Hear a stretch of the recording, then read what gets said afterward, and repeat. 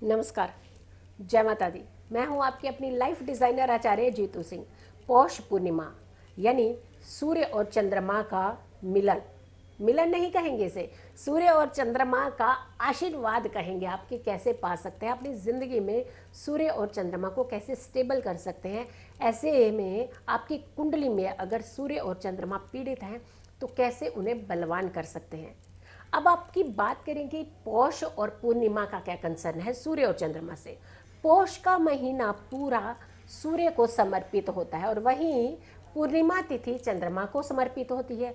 ऐसे में कहा जाता है कि पौष पूर्णिमा के दिन अगर आप सूर्य और चंद्रमा की विधियां करते हैं, चंद्रमा के और सूर्य के उपाय करते हैं, तो आपकी कुंडली में ना सिर्फ उन्हें बल मिलता है, इनफैक्ट आपकी ज़िंदगी में स्टेबिलिटी मिलती है। सूर्य जहाँ एक तरफ कारक कहा जाते हैं, आपके सत्ता के, आपके स्टेबिलिटी के, आपके बोन्स के, पिता के कारक, और तो आपके उच्च पद के कारक, गवर्नमेंट सेक्टर के कारक कहे जाते हैं। वहीं दूसरी ओर चंद्रमा मन का कारक, इमोशंस के कारक, आपकी भावनाओं के कारक, आपकी मानसिक स्थिति के कारक, आपकी माता के कारक, और तो और आपकी मूवमेंट के कारक कहे जाते हैं। तो ऐसे में सूर्य और चंद्रमा का बलवान होना कितना ज़रूरी होता है आपकी कुंडली में। पौष पूर्णिमा की अगर हम बात करते हैं तो सबसे पहले ये जानना ज़रूरी होता है कि तिथि कब से शुरू होकर के कब समाप्त हो रही है, ताकि आप विधियां उसी तरीके से करें और साथ के साथ उसी दिन ही आप ये पूर्णिमा तिथि मनाएं। अब अगर बात की 28 तारीख की सुबह अर्ली मॉर्निंग, जब आप सोए ही होंगे तभी आपकी ये तिथि लग जाएगी। लगभग 1:18 पर ये पूर्णिमा तिथि आरंभ होगी 28 तारीख को, और 29 तारीख को 24:46 यानी 24:46 अर्ली मॉर्निंग, जिसे हम 12:46 भी कहते हैं कुछ लोग, तो आपके लगभग 46 मिनट पर यह तिथि समाप्त हो गई 29 तारीख को। तो यानी आपकी पूर्णिमा तिथि जिसे हम कहते हैं कंप्लीट तिथि, वो है 28 तारीख को। तो 28 तारीख को ही आपने ये पूर्णिमा मनानी है, व्रत करना है, स्नान करना है, दान करना है, विधियां करनी है।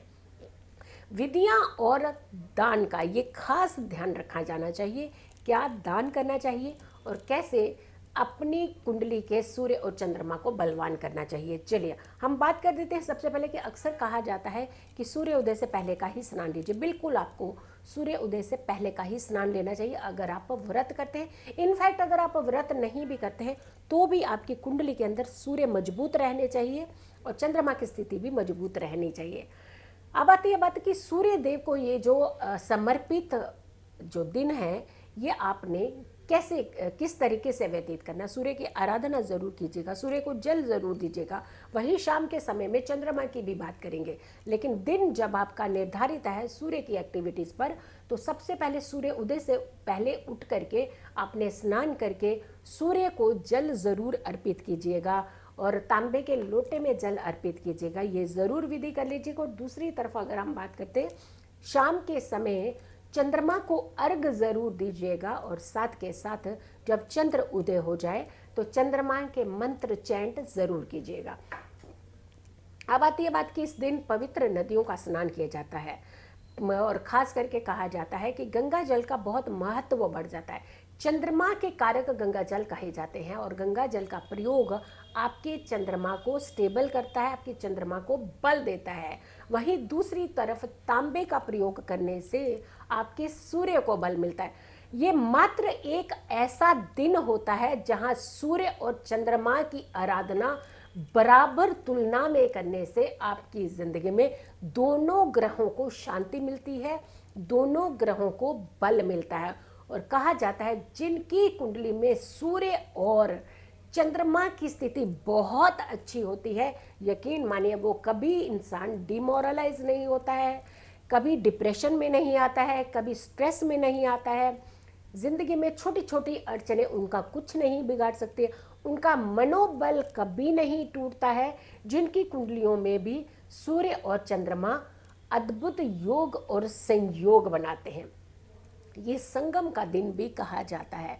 पौष पूर्णिमा का दिन कहा जाता है, ये संगम का दिन भी इसे कहा जाता है, ताकि आप एक नहीं दोनों ऐसे प्लैनेट की जो बहुत ही मुख्य प्लैनेट हैं, जो कभी भी रेट्रो नहीं होते हैं, उल्टी चाल में नहीं चलते हैं, ऐसे प्लैनेट जो हमेशा सीधे ही चलते हैं, थोड़ा सा बल कम होने से आपकी ज़िंदगी में थोड़ी सी अड़चने पैदा करते हैं, लेकिन ना तो ये रेट्रो होते हैं और ना ही इन्हें कभी ज़िंदगी में कुंडली में कमज़ोर होने देना चाहिए। पूर्णिमा का व्रत करने वालों को हमेशा सात्विकता का तो ध्यान रखना ही चाहिए, अपने खान पान का ध्यान रखना चाहिए, और तो और व्रती को हमेशा कुछ और ध्यान रखने की ज़रूरत है। अगर आप पिता को रुष्ट करके इस व्रत को रख रहे हैं तो भी आपके लिए अच्छा नहीं, क्योंकि एक तरफ आप सूर्य को बल देना चाहते हैं, दूसरे पिता को कहीं ना कहीं परेशान करते हैं, तो ये व्रत फलित नहीं होता है। दूसरी तरफ अगर हम देखते हैं कि अगर आप इस व्रत को रखें, पौष पूर्णिमा का बड़ा उत्तम व्रत होता है, बहुत चमत्कारी व्रत होता है। दूसरी तरफ अगर आपकी माता जी आपने नाराज़ की हुई हैं, आपने उन्हें तकलीफ दी हुई है किसी कारण से, चाहे जानबूझकर या फिर अनजाने में आपसे कोई चूक हो रखी है, तो आप सीधे मना लीजिए, वरना अगर रुष्ट है आपकी माता जी तो भी आपका ये व्रत फलित नहीं होता है। अब आती है बात कि आपको इस व्रत को फलित करने के लिए सूर्य और चंद्रमा को बलवान करने का कौन सा तरीका अपनाना है। सबसे पहले अपने पिताजी से माफ़ी मांग लीजिए इस दिन। लेकिन जितने गिले शिकवे, जितने द्वेष आपके चल रहे थे, भेदभाव चल रहे थे, वो सारे इस दिन समाप्त हो सकते हैं और सूर्य को ज़्यादा बल मिल सकता है, पहली बात। दूसरी बात, माता जी के साथ कोई विवाद चल रहा है, कई बार बात अच्छी नहीं लगी, कोई डिस्प्यूट हो गया, डिस्टेंस ज़्यादा बढ़ गया, दूरियां ज़्यादा बढ़ा दी, कारण चाहे कुछ भी रहा हो, लेकिन ये कारण को ख़त्म कर दीजिए। आप पौष पूर्णिमा के दिन अपनी माता जी के चरण छू करके माफ़ी मांगते हुए उन्हें मना लीजिए। यकीन मानिए आप अपने चंद्रमा को बहुत स्ट्रॉन्ग बल दे देंगे। और फिर एक और बात कहें, माता रूपी पिता रूपी व्यक्तियों का आदर ज़रूर कीजिए। जिन लोगों के माता पिता उनसे दूर रहते हैं, जहाँ उन्हें लगता है कि वहाँ नहीं पहुँच पा रहे हैं, कॉल के माध्यम से आप उन्हें मना लीजिए। अदरवाइज़ माता रूपी पिता रूपी बुजुर्गों का ध्यान रखिए, सेवा कीजिए, उन्हें सम्मान दीजिए, उनसे आशीर्वाद लीजिए। तो ऐसे में भी आप अपने सूर्य और चंद्रमा को बहुत अच्छे से बल दे सकते हैं। सूर्य मंत्र का उच्चारण ज़रूर कीजिए दिन में, कम से कम 5 माला जाप कहा जाता है। ओम सूर्याय नमः, ओम घृणे सूर्याय नमः, इस मंत्र का या तो जाप कीजिए, और यह इसके अलावा शाम को चंद्रमा का जाप जरूर कीजिए। ओम चंद्रमसे नमः, ओम सोम सोमाय नमः, इस मंत्र का जाप आप शाम के समय ज़रूर कीजिएगा। पूर्णिमा तिथि पर भगवान की आराधना, सत्यनारायण की आराधना ज़रूर करनी चाहिए। आपको खूब सारा फल मिलता है और आपको बहुत सारे फायदे मिलते हैं। हाँ, पूर्णिमा के दिन दान ज़रूर करना चाहिए। पौष पूर्णिमा का खास महत्व गुड़ और तिल से ज़रूर होता है, तो आपको गुड़ का दान करना चाहिए, तिल का दान करना चाहिए, गेहूं का दान करना चाहिए। इनफैक्ट अन्न का दान आप किसी भी रूप में कर सकते हैं। वस्त्र का दान करना चाहिए, ये बहुत ज़्यादा उत्तम माना जाता है। हाँ, एक चीज़ का और आपको ज़रूर करना चाहिए, जो जिसका खास ध्यान रखने की ज़रूरत, कहा जाता है जब आप संकल्प लेकर के व्रत करते हैं तो उसकी महत्वता ज़्यादा बढ़ जाती है। तो जब भी आप व्रत को शुरू करते हैं तो व्रती को संकल्प ज़रूर लेना चाहिए उस व्रत को पूर्ण करने का। और यकीन मानिए, जब आप संकल्प लेकर के व्रत करते हैं वो पूर्ण भी होता है, वो फलित भी होता है। तो आप इस बात का खास करके ध्यान रखिएगा कि आपको जब भी व्रत करना है तो संकल्प ज़रूर लें। अब आती है बात कि आपको अपने जीवन में कुछ और स्टेबिलिटी चाहिए, तो आपने सबसे पहले एक चीज़ का खास करके ध्यान रखना है कि अगर आप इसी दिन तांबे का एक कड़ा धारण कर लेते हैं, जिनकी कुंडलियों में भी सूर्य कमज़ोर है, अगर आप सूर्य को अर्घ देने के बाद, पूजा करने के बाद आप एक तांबे का कड़ा अपने राइट हैंड में पहन सकते हैं, तो ज़रूर पहनिए। इससे आपके सूर्य को खूब बल मिलता है। अगर आपको लगता है कि आपकी कुंडली में चंद्रमा क्षीण है, चंद्रमा के चलते आपको बहुत सारी समस्याओं के घेरे में आ रहे हैं, तो आप एक चांदी का कड़ा ज़रूर धारण कर लीजिए।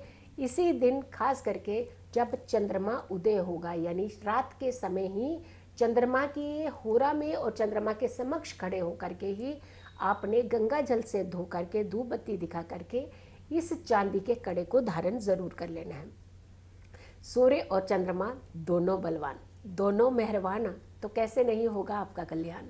यकीन मानिए आपको बहुत फ़ायदा मिलेगा। खुश रहिए, स्वस्थ रहिए, पॉजिटिव रहिए। आपने अगर अभी तक मेरे चैनल को सब्सक्राइब नहीं किया है तो ज़रूर कीजिए। बहुत सारे लोगों तक इस चैनल को ज़रूर बताइए। जल्दी हाजिर होंगे एक अच्छी वीडियो के साथ। तब तक के लिए नमस्कार।